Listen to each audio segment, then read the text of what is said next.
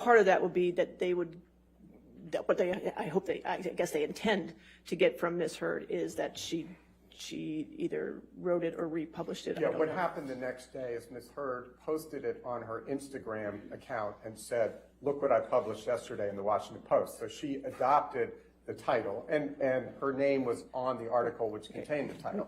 And Mr. Ronborn, the only reason I'm sorry to interrupt you, only because I know that was a stipulation, so it's hard for me to say that that's all the evidence for motion to strike if there's a stipulation that they're still going to get more evidence in on that particular issue. I think, and I'm happy to hand the court the transcript of the April 8th hearing, because one of the things that we're not arguing today is that because they haven't put in evidence of I think it was a tweet, but Mr. Chu says it was Instagram, I don't know, whatever it was, that because there was... It was a tweet adopting the op-ed she published the day before in the Washington Post. Okay. All right, so what I'm not arguing today is that because they haven't gotten that tweet into evidence or had Ms. Heard say that she tweeted that we're entitled to summary judgment at this point. I'm not arguing that, but that's all that we discussed on April 8th, and I'm happy to hand the transcript up, Your Honor. And we actually never, it wasn't a stipulation, it was simply an agreement that they didn't need to call her in their case in chief to make that point. And then Ms. Bredehoft said, we'd have to agree on the language of any stipulation, and they haven't proposed anything to us and haven't gotten back to us. So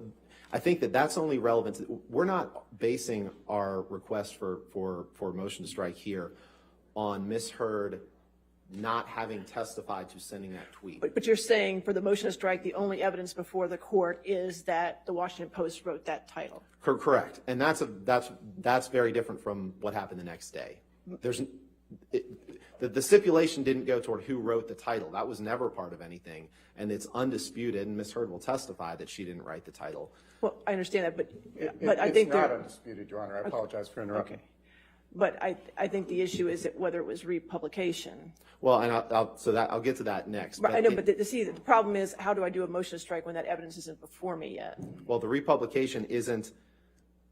So the evidence that's before you is that the Washington Post wrote the headline, or that Ms. Heard didn't, and that's the only evidence, and that's not going to change. The tweet, which was the only subject of the discussion at the pretrial conference, where there was no stipulation, it was just an agreement that we're not going to base a motion to strike on them not introducing evidence of the tweet. That was what it was. I'm happy to hand the transcript up if Your Honor would like to see that.